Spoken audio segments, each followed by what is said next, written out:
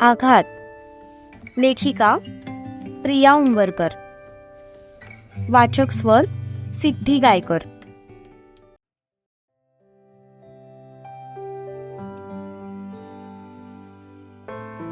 रत्ना आणि राधाने मिळून बाकी राहिलेली भांडी आणि कामं आवरून घेतली. दिवाकरराव मात्र डोकेदुखीच्या गोळ्या घेऊन सरळ झोपी गेले. राधा तिच्या खोलीत आली. तिने ड्रेस चेंज करून घरातला साधा ड्रेस घातला.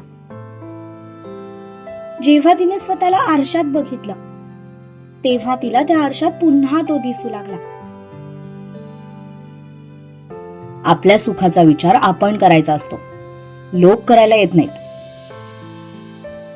त्याचं हे वाक्य एखाद्या लाऊड स्पीकर सारखं तिच्या कानात घुमू लागलं. ती खिडकीजवळ असलेल्या खुर्चीत जाऊन बसली आणि पाय छातीशी दुमडत ती गुडघ्यावर डोकं टेकून बाहेर बघू लागली. बाहेर बघता बघता ती पुन्हा एकदा जुन्या आठवणीत हरवली. तिच्या डोळ्यांसमोर तो दिवस जसाच्या तसा उभा राहिला जेव्हा त्याने पहिल्यांदा तिला मिठी मारली होती. त्याचा तो स्पर्श अजूनही तिला तिच्या अंगावर जाणवत होता. कधी तिच्या मनात त्याच्याविषयी प्रेम भावना निर्माण झाल्या हे तिलाही समजलं नव्हतं.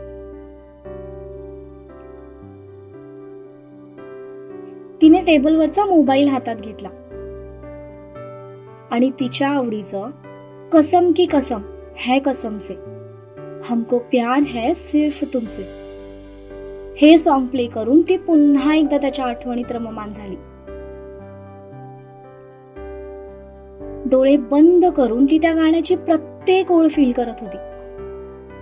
मध्येच तिने डोळे उघडले. त्याचा चेहरा आठवून ती गालात हसली.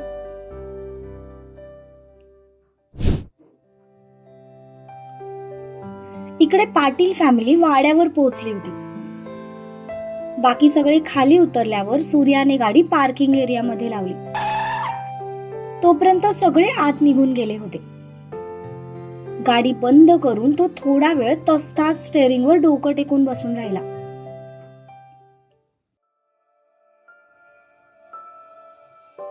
का का अशी वागतेस तू? तुला माझा त्रास दिसत नाहीये का?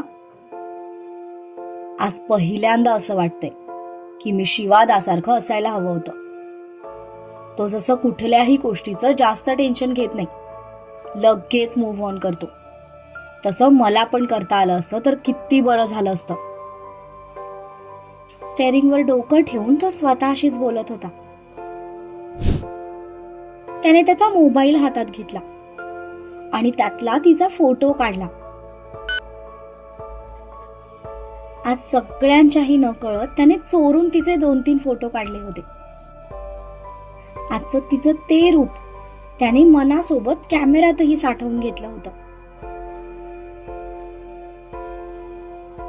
यु नो व्हॉट, तू नकार देऊनही माझं मन अजूनही तुझ्यातच अडकलंय.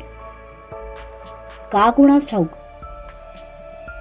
पण मन हे मानायलाच तयार नाहीये की तुझ्या मनात माझ्याबद्दल काहीच फिलिंग्स नाहीयेत. जेव्हा जेव्हा मी तुझ्याजवळ येतो तेव्हा तेव्हा मला स्पष्ट जाणवतं की तुझ्याही मनात माझ्याविषयी फिलिंग्स आहेत. तुझी ती घाबरलेली नजर, फुललेले श्वास मला सगळं सांगून जातात. फक्त एकदा माझ्यावर विश्वास ठेव. आय प्रॉमिस की मी सगळं ठीक करेन. तो तिच्या फोटोकडे बघत बडबडत होता. पण अर्थातच त्याला समोरून काही उत्तर येणार नव्हतं. त्याने अस्वस्थपणे सुस्कारा सोडला आणि खाली उतरून तो आत निघून गेला.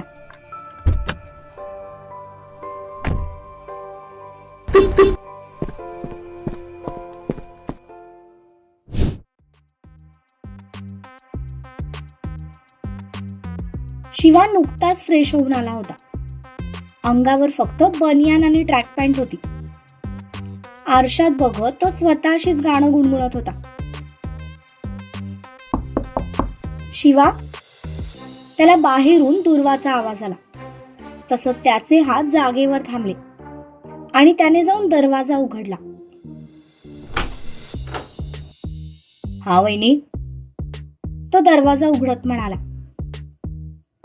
2 मिनिटं आत येऊ शकते का? ती त्याच्याकडे बघून म्हणाली. अगं विचारतेस काय, ये ना. तो दारातून बाजूला होत म्हणाला. तशी ती हसून आत आली. इकडे ये, 2 मिनिटं माझ्या समोर बस, ती त्याच्याकडे बघून म्हणाली. तसा तो गुड बॉय सारखा तिच्या समोर सोफ्यावर जाऊन बसला. तिच्या हातामध्ये मीठ होतं.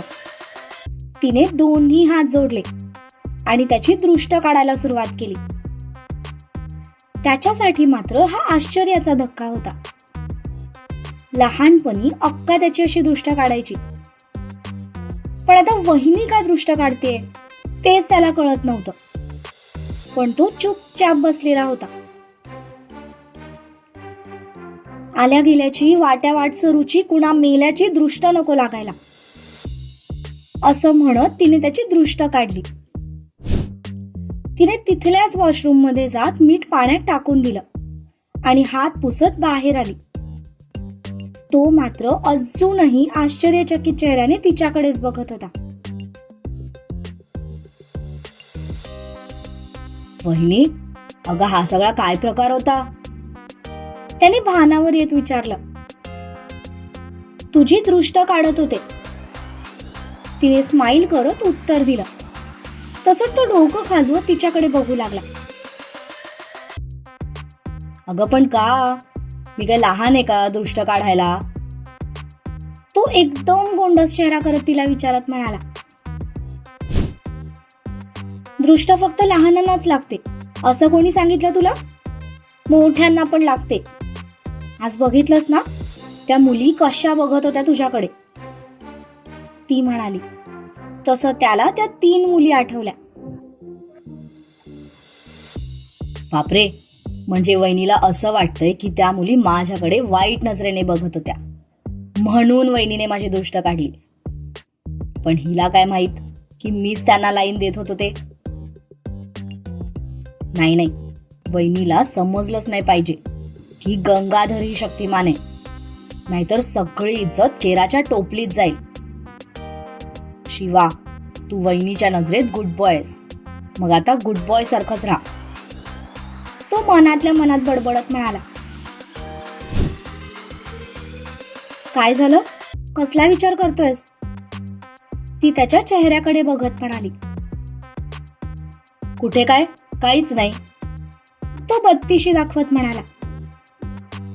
बरं तू आता आराम कर, ती म्हणाली. हो, त्याने जबरदस्ती हसून उत्तर दिलं. ती तिथून निघून गेली तसं त्याने सुटकेचा निश्वास सोडला आणि छातीवर हात ठेवत म्हणाला.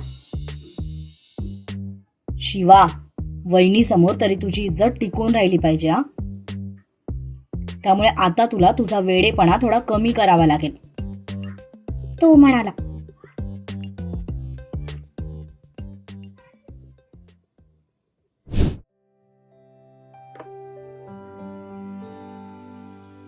कुठे गेली होतीस? सत्यजित तिला बाहेरून आत येताना बघत म्हणाला. शिवाच्या खोलीत, त्याची दृष्ट काढायला, तिने उत्तर दिलं. तसा तो आश्चर्यचकित चेहऱ्याने तिच्या तोंडाकडे बघू लागला. त्याला कोणाची दृष्ट लागणार आहे? त्याने आश्चर्यानेच विचारलं. दुर्वाने थोडक्यात दुपारी घडलेला त्या मुलींचा किस्सा त्याला सांगितला, पण ते ऐकून त्याने ती किती भोळी आहे अशा अर्थाने तिच्या तोंडाकडे पाहिलं. काय झालं, असे का बघताय तुम्ही? ती म्हणाली. तुझ्या डोक्यात असा विचार नाही आला का की कदाचित तो त्या मुलींकडे बघत असेल? सत्यजित म्हणाला. तशी ती बारीक डोळे करून त्याच्याकडेच बघू लागली.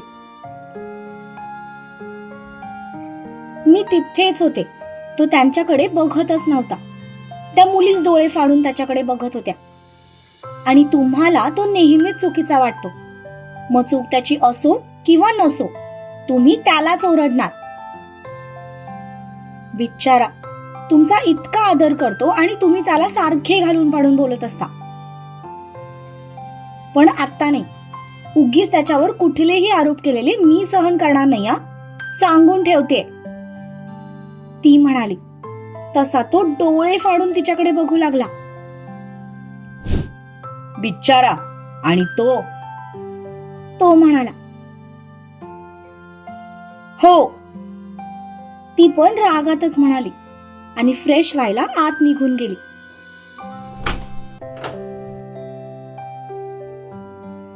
हिला जर त्याचे कारनामे समजले ना, तर सगळ्यात आधी हीच त्याला सोलून काढेल. त्याच्यामुळे आज तिकडे सासरे बुवा नक्कीच डोक्याच्या गोळ्या घेऊन झोपले असतील, खात्री आहे मला. तो सुस्कारा सोडत म्हणाला आणि बेडवर आडवा पडला.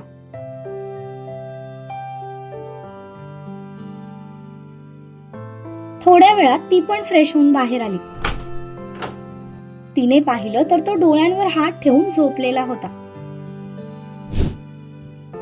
तिने घरी फोन करून आपण व्यवस्थित पोहोचल्याचं कळवलं आणि ती फोन बंद करून त्याच्या शेजारी पहुडली. साडीची इतकी सवय नसल्यामुळे ती थकली होती, पण डोळे मिटल्या मिटल्या तिला झोप लागून गेली.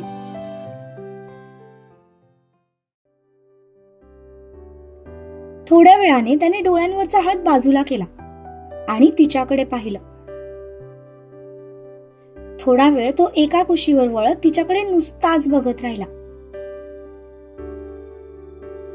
त्याच्या अपेक्षेपेक्षा खूप लवकर तिने तिच्या घराला आपलंसं केलं होतं. त्याची दहाडणारी शेरणी आता आईच्या मायेने त्या घराला सांभाळत होती.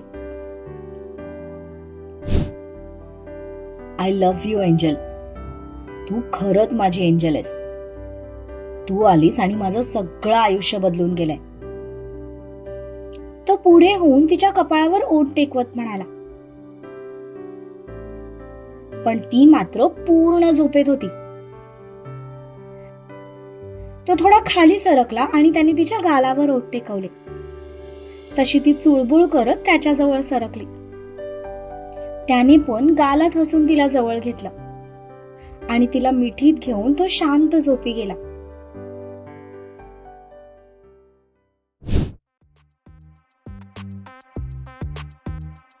त्याच दिवशी रात्री 8 वाजता how to make misal.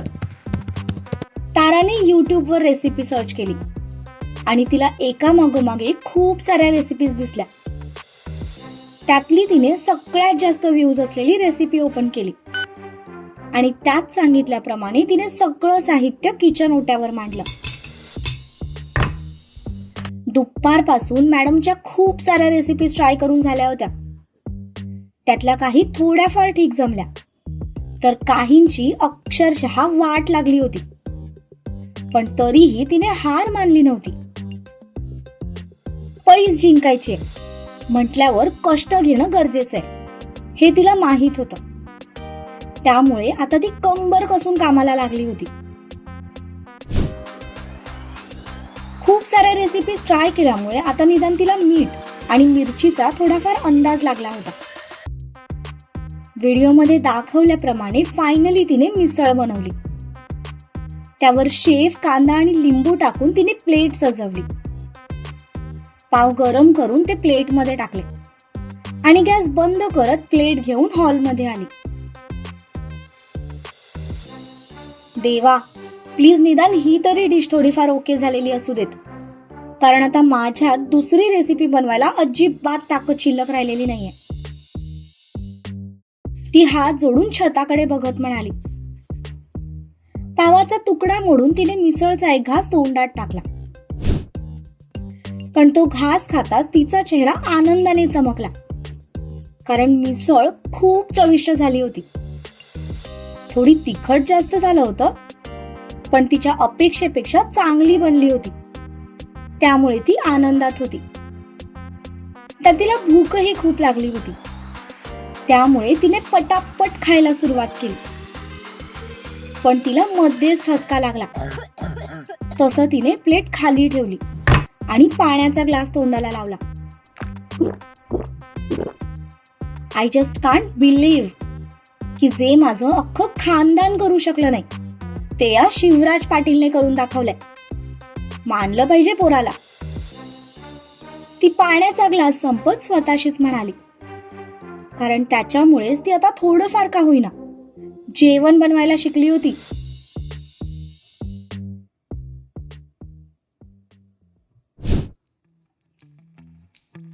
Shiva, Tu MELAS. आता तू खरंच मेलास. भाईने गेस्ट रूम मध्ये कशाला बोलवलं असेल? मी मामाश्री सोबत जे काही वागलो त्याचा त्याला राग तर आला नसेल ना? शिवा हाताची नखं कुरतडत इकडून तिकडे फेऱ्या मारत म्हणाला. थोड्या वेळापूर्वी सत्याने त्याला फोन करून गेस्ट रूम मध्ये यायला सांगितलं होतं.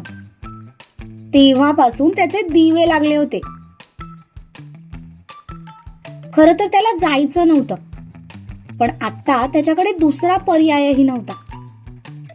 शेवटी त्याने बेडवर मांडी घालून बसत दीर्घ श्वसनाचा प्राणायाम केला आणि स्वतःला थोडं नॉर्मल केलं.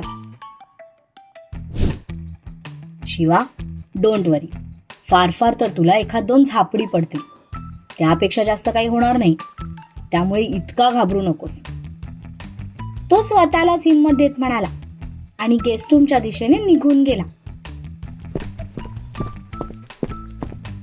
त्याने हळूच गेस्ट रूमचा दरवाजा लोटला तर त्याला समोर सोफ्यावर बसलेला सत्यजित दिसला, जो एकावर एक पाय ठेवून सिगरेटचे कश घेत त्याचीच वाट बघत बसला होता. त्याच्या समोर बिअरची एक बॉटल आणि 2 ग्लास ठेवलेले होते. आत येऊ भाई? त्याने थोडं दबकतच विचारलं. तसं सत्यजितने नजर वर करत त्याच्याकडे पाहिलं आणि नजरेनेच त्याला आत यायचा इशारा केला. शिवा आतमध्ये आला. दरवाजा बंद कर. सत्यजित त्याच्या करारी आवाजात म्हणाला. तसं शिवा भाऊ मनात घाबरले. थोड्या वेळासाठी त्याच्या डोळ्यांसमोर चित्र उभं राहिलं की सत्यजित कमरेच्या बेल्टने त्याला फोडून काढतोय आणि तो जीव मुठीत धरून रूम मध्ये इकडे तिकडे पळतोय. शिवा, दरवाजा बंद कर आणि इकडे ये. सत्यजित पुन्हा म्हणाला. तसा तो दचकून भानावर आला. त्याने हो म्हणत दाराची कडी लावली आणि कसंबसं स्वतःला नॉर्मल करत सत्यजित समोर आला. बस इथे. सत्यजित हातातली सिगरेट ऍश ट्रे मध्ये विझवत म्हणाला. भूत प्रेत निकट नहीं आवे, महावीर जब नाम सुनावे. मनातल्या मनात हनुमान चालीसा म्हणत तो त्याच्या शेजारी जाऊन बसला. अरे मूर्खा, हा मंत्र भूतांना पळवण्यासाठी म्हटला जातो. भाई अजून जिवंत आहे. त्याचं मन त्याच्या मूर्खपणावर हसत म्हणालं. ओम शांती, ओम शांती, ओम शांती. तो मनातल्या मनातच मंत्र जपत होता, कारण त्याचे श्वास काही केल्या नॉर्मल होत नव्हते. बियर घेणार? सत्यजित 2 ग्लासमध्ये बियर होतात म्हणाला. तसा तो आश्चर्याने त्याच्या तोंडाकडे बघू लागला.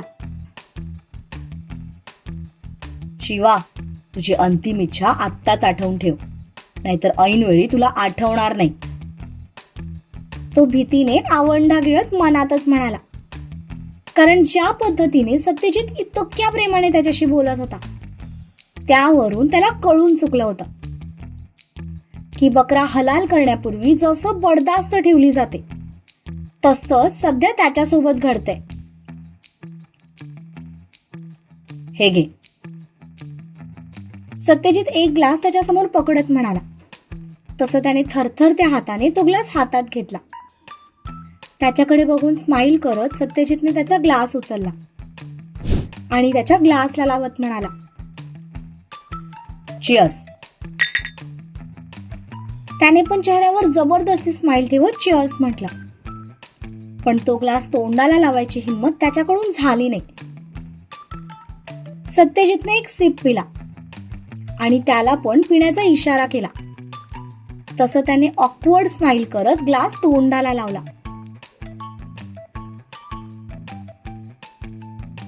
निंबाळकरांच्या घरी आज काय चालू होतं? अचानक सत्यजित म्हणाला. तसं बिचाऱ्याला खूप जोरदार ठसका लागला. हा मामा आज माझी तिरडी बांधूनच राहणार आहे बहुतेक. तो मनातच बडबडला. कुठे काय, आज भ्याई जेवण होतं ना, छान झाला कार्यक्रम, जेवण पण चांगलं होतं.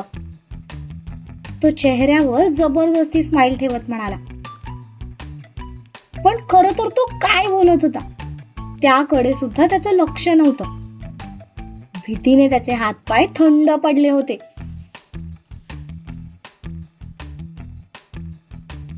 भ्याही भोजन नव्हतं, व्याही भोजन होतं, सत्यजित म्हणाला. तसं त्याचं तोंड बघण्यासारखं झालं. हा म्हणजे तेच म्हणायचं होतं मला. त्याने कसं बसं स्माइल करत उत्तर दिलं. राधा कशी वाटते तुला?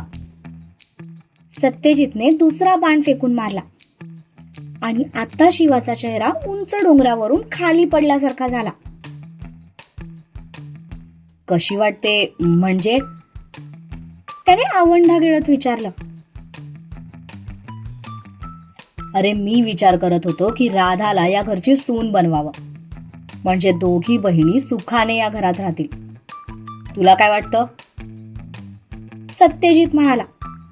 तसं त्याचा चेहरा नॉर्मल झाला. यावेळी त्याच्या चेहऱ्यावर थोडेसे आनंद मिश्रित एक्सप्रेशन उमटले. एक नंबर भाई, एकदम बेस्ट आयडिया. पण मामाश्री तयार होतील का? शिवा खूप आनंदाने म्हणाला. कारण त्याला वाटत होतं की सध्या सूर्य आणि राधाच्या लग्नाबद्दल बोलतोय. ते माझं लग्न नाही थांबवू शकले, तेव्हा हे काय थांबवतील? पण ज्याच्याशी तिचं लग्न लावायचंय, आधी त्याची मर्जी विचारणं पण गरजेचं आहे ना. सत्यजित संपलेल्या ग्लासमध्ये पुन्हा बियर ओतत म्हणाला. अरे मग विचार ना, तो तर एका पायावर तयार होईल. शिवा राहिलेला ग्लास तोंडाला लावत एका घोटात संपवत म्हणाला. आत्ता कुठे तो नॉर्मल पोझिशनवर आला होता. त्याच्यासाठीच तर तुला इथे बोलवलंय. करशील ना मग राधाशी लग्न? सत्यजित दुसरा ग्लास तोंडाला लावत म्हणाला. पण त्याचं हे वाक्य ऐकून शिवा थोडा वेळ सुन्न झाला. आपण नक्की हेच ऐकलंय ना, असे एक्सप्रेशन त्याच्या चेहऱ्यावर होते. हा, त्याने पुन्हा गोंधळून विचारलं. अरे मी म्हंटल करशील ना मग राधाशी लग्न? आता माझ्या नंतर तुझाच तर नंबर आहे.